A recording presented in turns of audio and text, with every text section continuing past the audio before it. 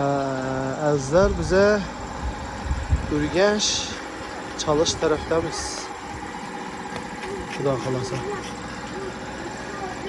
Assalamu alaikum. Əzizlər yine bir gün Xuda xalasa bizə Ürgənç şəhərindəmiz, Ürgənç Çalışdəmiz.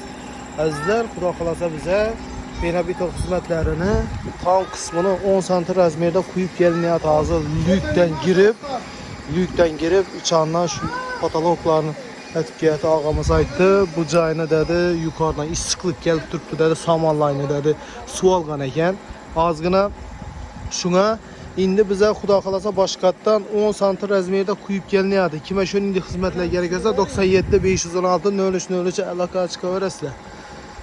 Xuda xalasa ava yine ağamız öynəygəsi hazır şunu koyup verəmiz. Xuda xalasa hazır indi yukarı çıkıp göstərimiz. Hakikaten yine yüşü cayını yağmuram yiyen istiqlıqam canlı gelip durdu dedi.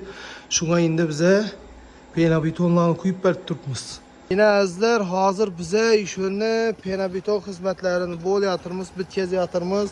Yine koyup gəliniyadı çıraylatıb.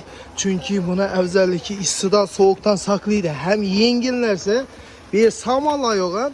Samanlayının üstünden hazır bize bir kadar koyup beri yatırmız Xuda xalasa.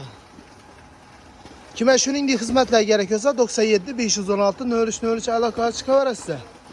Yine əzizlər. Çıraylatıp koyup beri yatırmız. Mesela şöyle efirimize günümüz sağ olunlar, selamet olunlar.